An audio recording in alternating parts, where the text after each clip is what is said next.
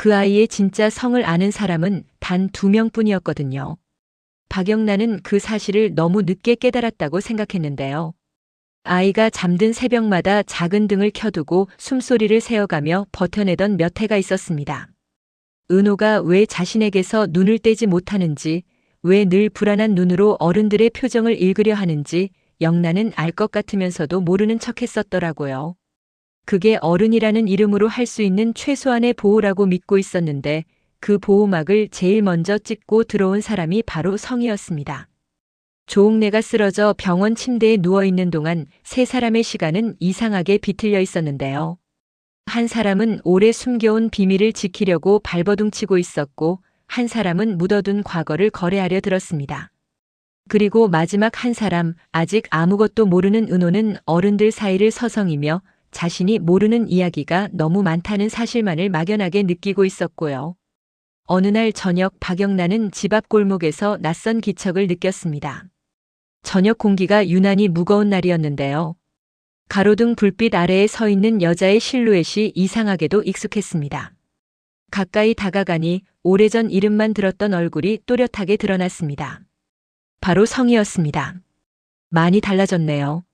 성이가 먼저 말을 꺼냈는데요. 말은 그렇게 하면서도 눈빛은 전혀 낯설지 않게 영란을 훑어보고 있었습니다. 마치 오래전부터 이렇게 마주보고 싸울 날을 기다려온 사람처럼 두려움 대신 묘한 기대가 섞인 눈이었고요. 누군지 묻지 않을게요. 박영란은 담담하게 말했는데요. 굳이 확인 안 해도 알 것 같으니까요. 여길 어떻게 알고 왔나요? 성인은 대답 대신 손에 들고 있던 작은 봉투를 들어 보였습니다. 낡은 갈색 봉투였는데 모서리가 달아 있었고요. 겉에 적힌 이름은 낯설지만 어딘가 기시감이 도는 글씨체였습니다. 영란은 그 필체를 보는 순간 심장이 묘하게 당겨지는 느낌을 받았습니다. 조옥래가 예전에 쓰던 편지의 글씨와 너무 닮아 있었거든요. 이 봉투 안에 뭐가 들어있는지는 조옥래 여사가 더 잘 알겠죠. 성희가 조용히 웃으면서 말을 이었습니다. 문제는 지금 그 사람이 말할 수 없는 상태라는 거고요. 그러니까 대신 제가 말해줘야 하지 않겠어요? 은호의 이름이 입 밖으로 나오기도 전에 김영란은 이미 그 봉투 안에 무엇이 들었을지 대강 짐작하고 있었는데요. 출생신고서, 오래된 사진 혹은 혈액형이 다른 누군가의 진단서. 그런 것들은 이 드라마 속에서 이미 지나치게 많이 보아온 소품들이었지만 막상 자신의 이름과 자신의 아이의 이름이 적혀 있을지도 모른다고 생각하니 그 흔한 종이들이 칼날처럼 느껴졌습니다. 조건이 있겠죠. 박영란은 숨을 고르며 물었습니다. 그렇지 않으면 굳이 이런 수고까지 하진 않았을 테니까요. 성인은 기다렸다는 듯이 고개를 끄덕였는데요. 조용히 떠나요. 은호 데리고 이 동네에서, 이 집에서, 조옥래 여사의 그림자에서 완전히 벗어나는 거예요. 그렇게만 해준다면 이 아이는 평생 자기 핏줄이 누구인지, 어떤 이름으로 태어났는지 모른 채 그냥 은호로 남을 수 있겠죠. 말은 차분했는데 그 안에 담긴 냉정함이 영란의 귓가에 오래 맴돌았습니다. 조용히 떠나라. 마치 쫓겨나는 사람에게 주는 마지막 자비처럼 들렸는데요. 그 말 속에는 이미 판결이 내려져 있다는 확신이 들어있었고요. 하지만 박영란은 그렇게 쉽게 무너질 사람이 아니었습니다. 그동안 조옥래의 집안에서 무엇을 보고 무엇을 견디며 살아왔는지 성인은 다 모를 거라 생각했거든요. 내가 떠나면 그쪽은 뭘 얻게 되나요? 영란은 쉬지 않고 물었습니다. 그렇게까지 해서 지키고 싶은 게 뭐예요? 돈이에요? 자존심이에요? 아니면 죄책감인가요? 그 질문에 성희의 얼굴이 잠시 굳어졌는데요. 눈매가 단단하게 조여지더니 오래 눌러두었던 어떤 감정이 스쳐 지나는 듯 했습니다. 그러나 그녀는 곧 다시 미소를 회복했습니다. 그건 박영란 씨가 알 필요는 없죠. 각자 지키고 싶은 가족이 있는 거니까요. 나도 당신도. 다만 한 가지는 분명해요. 내가 가지고 있는 이 증거들을 경찰에 넘기거나 언론에 흘릴 생각은 아직 없다는 것. 아직은요. 아직은? 영란가 그 단어를 놓치지 않고 되물었는데요. 그러니까 선택하라는 거죠. 성희가 부드럽게 마무리했습니다. 아이를 지킬 거면 당신이 나가야 해요. 당신이 남겠다면 나는 이 아이에게 진실을 알려줄 거고요. 사람은 자기가 누군지 알 권리가 있으니까. 숨소리가 길어지면서 골목이 갑자기 좁아진 듯한 느낌이 들었습니다. 김영란은 손가락 끝이 서늘해지는 걸 느끼면서도 눈빛만은 쉽게 흐리지 않았는데요. 은호의 이름이 나온 순간부터 이 대화는 더 이상 거래가 아니라고 느꼈습니다. 그건 거의 선언에 가까웠고요. 이야기를 하나 해줄까요? 영나가 천천히 입을 열었습니다. 예전에 조옥래 여사가 남편 장례식장에서 했던 말인데요. 사람은요, 마지막까지 지키고 싶은 게 딱 하나 남더라고 했어요. 돈도 집도 명예도 다 내려놓고 나면 결국 남는 건 한 사람 아니면 한순간이더라고요. 성희의 눈에 잠시 흔들림이 지나갔는데요. 그 이름 조옥래. 이제 입 밖으로 꺼낸 것만으로도 두 사람 사이에 묵직한 공기가 얹어졌습니다. 나는 그 한 사람이 은호예요. 김영나가 말을 이었습니다. 근데 그쪽은 누구예요? 조옥래예요. 아니면 그 집안에 묻어둔 당신의 과거예요? 그 질문은 단순한 호기심이 아니었습니다. 박영란은 이미 어렴풋이 알고 있었거든요. 성희가 이 집안에 갑자기 끼어든 사람이 아니라는 걸. 조옥래의 이름을 부르는 순간 성희의 목소리가 미묘하게 떨렸다는 걸 눈치채고 있었고요. 며칠 전이었습니다. 조옥래가 쓰러지기 전 박영란은 우연히 오래된 앨범을 하나 발견했는데요. 앨범 속에는 젊은 시절의 조옥래와 낯선 여자아이의 사진이 몇 장 끼어 있었습니다. 두 사람은 마치 모녀처럼 팔짱을 끼고 웃고 있었는데요. 사진 뒷면에는 흐릿한 글씨로 이렇게 적혀 있었습니다. 내가 선택한 길이 언젠가 널 후회하게 만들지 않길. 그때는 그저 조옥래의 오래된 인연이겠거니 하고 넘겼었는데요. 성희를 마주하고 나서야 그 희자가 이상하게 마음에 걸렸습니다. 아무도 말해주지 않았지만 묘하게 직감이 찾아왔고요. 이 여자는 그냥 우연히 이 집을 협박하러 온 사람이 아니겠구나 하는 감각이었습니다. 조옥래 여사를 그렇게 부르네요. 왜 애틋하게? 박영나가 조용히 웃으면서 물었을 때 성희의 얼굴은 잠깐 흩어졌다가 다시 굳어졌습니다. 부를 자격은 있으니까요. 한참 만에 돌아온 대답은 짧았지만 그 안에 들어있는 세월은 길어 보였는데요. 적어도 당신보다는요. 그 한마디에 영란은 이상한 위화감을 느꼈습니다. 마치 자신이 앉아있던 자리가 누군가의 것을 빼앗아서 차지한 자리인 것처럼 발밑이 기울어지는 느낌이었고요. 그렇지만 쉽게 흔들릴 수는 없었습니다. 은호를 지키겠다고 마음먹은 순간부터 이 집안에서 자신의 위치는 감정이 아니라 선택의 문제가 되어 있었거든요. 좋아요. 영란은 고개를 끄덕였는데요. 그러면 나도 제안을 하나 할게요. 나더러 떠나라. 은호를 위해서라니 나름 대단한 배려 같네요. 그런데 말이에요, 성희 씨. 박영란은 한 글자씩 이름을 다시 불러보았습니다. 이름 속에 숨어있는 희자가 다시 떠올랐고요. 당신도 알겠죠? 나한테만 약점이 있는 게 아니라는 거. 조옥래 여사의 집안에 엮여 들어온 순간부터 우리 모두 서로의 비밀을 나눠 가진 사이가 된 거예요. 나는 아직 당신의 약점을 꺼내들 생각은 안 했는데요. 그 말에 성희의 눈이 처음으로 크게 흔들렸습니다. 무슨 소리를 하는 거죠? 묻지 말래놓고 참 많이도 묻네요. 영란은 대꾸하면서도 머릿속으로 조각들을 맞춰가고 있었습니다. 사진 속의 소녀, 편지 뒷면의 글씨, 조옥래가 술에 취해 중얼거리던 미완의 문장들, 그리고 지금 눈앞의 여자가 입술을 깨물며 억누르고 있는 감정. 그 모든 게 하나의 직선으로 이어지고 있었고요. 당신이 조옥래 여사의 집을 떠나야 했던 이유, 그때 그 집에서 쫓겨날 때 가져가지 못한 것들, 그리고 지금 와서 다시 찾으려고 하는 것들. 그게 다 뭐였는지 내가 모를 거라고 생각했어요. 성희는 대답하지 못했습니다. 대신 한 걸음 뒤로 물러나 숨을 고르고 있었는데요. 목소리는 없었지만 눈동자가 이미 많은 것을 말해주고 있었습니다. 당황, 분노, 그리고 깊은 후회. 오래전 집문이 쾅 닫히는 소리와 함께 시작되었을 그 여자의 인생이 순간 떠올랐고요. 내가 이 집에 처음 들어왔을 때 아무것도 모르고 들어온 줄 아나요? 박영란은 조용히 물었습니다.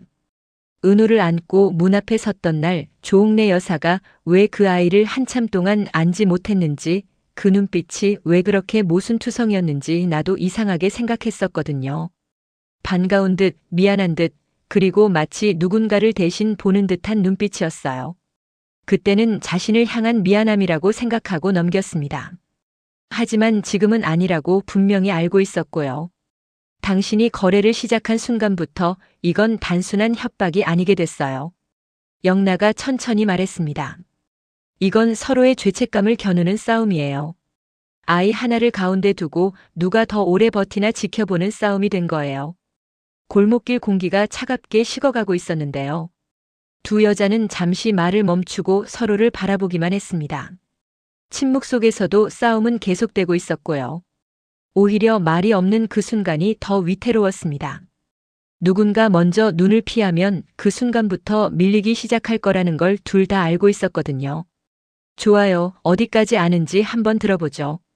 마침내 성희가 입을 열었습니다.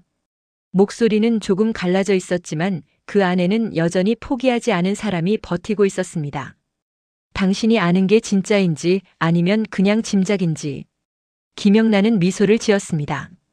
승리의 미소는 아니었고요. 되돌릴 수 없는 진실을 건드리려는 사람의 어쩔 수 없이 슬픈 미소였습니다. 당신 조옥래 여사의 집에서 자란 거 맞죠? 피 한 방울 섞이지 않았다고 수십 번도 더 말했을 거예요. 근데 어렸을 때 사람들 다 그랬잖아요. 둘이 꼭 닮았다고. 웃는 모습이 화내는 순간이 심지어 문 닫는 소리까지. 그 말에 성희의 손이 떨리기 시작했습니다. 마음 한켠에 숨겨두었던 기억들이 문 밖으로 밀려나오는 느낌이었는데요. 김영나의 목소리가 그 문을 두드리고 있었고요. 조옥래 여사가 그랬다면서요. 내가 내 딸이었으면 좋겠다고. 근데 말이죠. 사람 마음이 그렇게 단순하지만은 않아요. 진짜 딸보다 더 정이 간 아이가 생기는 순간 죄책감도 같이 자라거든요. 그래서 결국 누군가는 그 집을 떠나야 했던 거고요. 그게 바로 당신이었고, 그동안 아무도 말해주지 않았던 이야기를 누군가 대신 입 밖으로 꺼내주는 순간 사람은 이상하게도 분노와 안도감을 동시에 느낍니다. 성희 역시 그랬는데요. 자신의 지난 시간을 누군가 정확히 짚어내는 것이 너무 분해서 울컥하면서도 한편으로는 드디어 누가 알아주는구나 하는 기묘한 해방감이 밀려왔습니다. 그래서요. 성희가 겨우 목소리를 냈습니다. 그래서 지금 그걸 나한테 들이대겠다는 건가요? 내가 그 집에서 쫓겨난 거, 내가 그 사람의 곁을 떠나야 했던 거, 당신이 뭐라도 안다고 생각하는 거예요? 아니요. 박영란은 고개를 저었습니다. 나는 당신이 왜 다시 돌아왔는지 알고 싶어요. 단순히 돈 때문이면 이렇게까지 흔들리지 않았겠죠. 단순히 복수라면 애초에 아이를 건드리지도 않았을 거고요. 근데 왜 하필 은호예요? 이 질문은 두 사람 모두에게 향하는 칼이었습니다. 은호를 중심으로 각자의 욕망과 두려움이 원을 그리며 맴돌고 있었고요. 성희는 한참 동안 대답을 하지 못했습니다. 입술을 깨물다가 겨우 한 줄의 말을 끄집어냈는데요. 그 아이 눈이 나를 닮았더라고요. 많은 말이 필요 없는 한 문장이었는데요. 박영란은 그 말을 듣는 순간 심장이 한번 크게 멎는 느낌이 들었습니다. 그리고 바로 이어진 생각은 그럴 리 없다는 부정과 설마 하는 의심이 동시에 솟구치는 혼란이었고요. 무슨 뜻이에요? 영란은 거의 속삭이듯 물었습니다. 그건 당신이 먼저 확인해 보세요. 성희가 그 말만 남기고 봉투를 다시 손에 꼭 쥐었습니다. 내일 같은 시간에 다시 올게요. 그때까지 떠날 건지 말 건지 정해요. 그게 이 아이에게 그리고 당신 자신에게 마지막 기회가 될 수도 있으니까. 그 말을 끝으로 성희는 골목을 떠났는데요. 남겨진 박영란은 한동안 발을 떼지 못했습니다. 머릿속에서는 수많은 장면이 뒤섞여 흘렀습니다. 은호가 처음 자신의 손을 잡았던 날 조옥래가 아이를 바라보며 어딘가 죄인 같은 표정을 지었던 순간, 그리고 오늘 성희의 입에서 나온 나를 닮았다는 한마디까지. 그날 밤 박영란은 잠을 이루지 못했습니다. 거실 불을 켜둔 채 식탁 위에 놓인 오래된 앨범과 서랍 속에 숨겨둔 몇 통의 편지를 번갈아 꺼내보았는데요. 편지 속에는 늘 조심스럽게 감춰진 문장이 반복되고 있었습니다. 언젠가 이 아이가 자라서 묻게 되면 내가 아니더라도 누군가는 말해줘야 할 거야. 그 문장이 누구를 향한 것이었는지, 그동안은 굳이 짐작하지 않으려고 했었습니다. 하지만 이제는 외면할 수 없다는 걸 알고 있었고요. 누군가 대신 말해주길 기다리기에는 시간이 너무 많이 흘러버렸습니다. 게다가 지금 진실을 말하겠다고 나서고 있는 사람은 가장 잔인한 방식으로 그 일을 시작하려는 사람이었고요.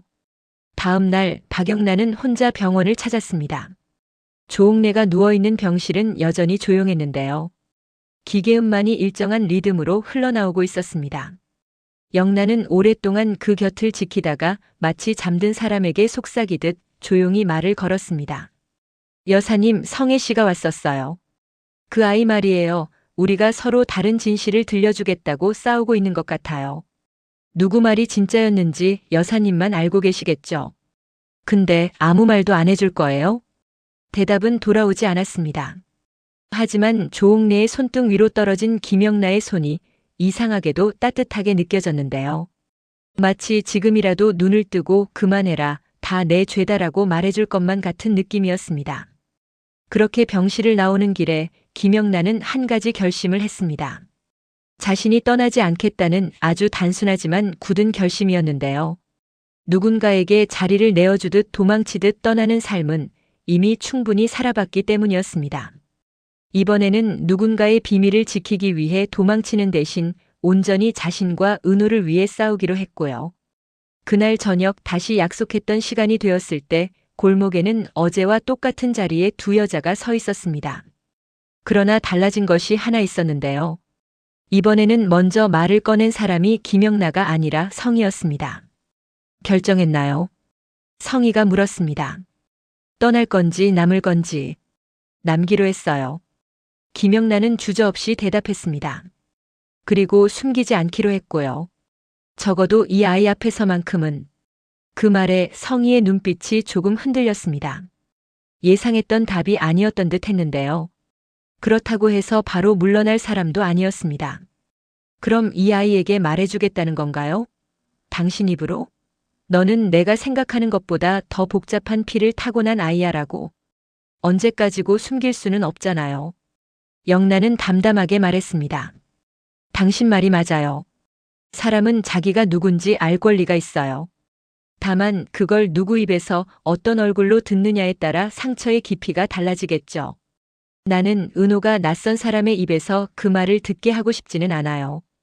그 순간 두 사람 사이에 새로운 균열이 생기기 시작했습니다. 서로를 향한 증오와 경계만 있던 자리에서 묘하게 닮은 책임감이 얼굴을 드러내고 있었거든요. 둘 다 같은 아이를 두고 전혀 다른 방식으로 지키려고 하는 사람들이었고요. 나도 그 아이를 지키고 싶어서 이러는 거예요. 성희가 낮게 말했습니다. 당신이 아무것도 모르는 얼굴로 엄마인 척하는 것 같아서 차라리 진실을 알고 떠나는 게 나을 것 같아서. 그게 내가 오래전에 그 집에서 밀려났을 때 겨우 붙잡고 버틴 이유였거든요. 그 고백은 의외로 솔직했습니다. 순간 김영란은 대답을 하지 못하고 입술을 깨물었습니다. 이 싸움이 단순히 선과 악의 구도로 그려질 수 없는 이유가 여기에 있었는데요. 누구 하나 완전히 죄인도 완전히 피해자도 아니었습니다.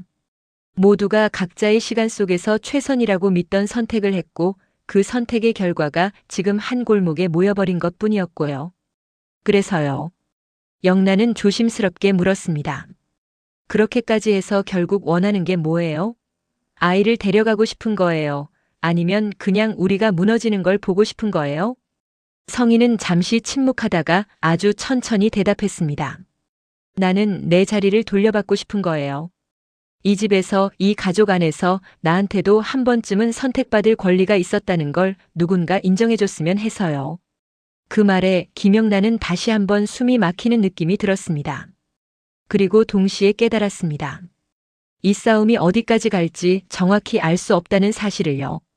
은호의 출생 비밀은 시작에 불과했고 그 뒤에는 더 많은 이름과 얼굴들이 엉켜 있다는 걸 이미 직감하고 있었는데요. 조옥래, 성혜, 그리고 아직 등장하지 않은 누군가까지. 화려한 날들이라는 이름과는 어울리지 않게 이들의 하루는 점점 더 어두운 골목으로 들어가고 있었지만 이상하게도 눈을 뗄 수가 없었습니다. 서로를 향해 서 있는 두 여인의 등 뒤로 아직 아무것도 모르는 은호의 작은 뒷모습이 겹쳐 보였거든요. 누구의 편도 제대로 들 수 없는 이 싸움 속에서 시청자들은 결국 한 가지 질문을 던지게 될 것입니다. 과연 진실을 아는 게 이 아이에게 축복일까, 저주일까? 그리고 그 답을 찾아가는 여정이 이제 막 시작되고 있었습니다.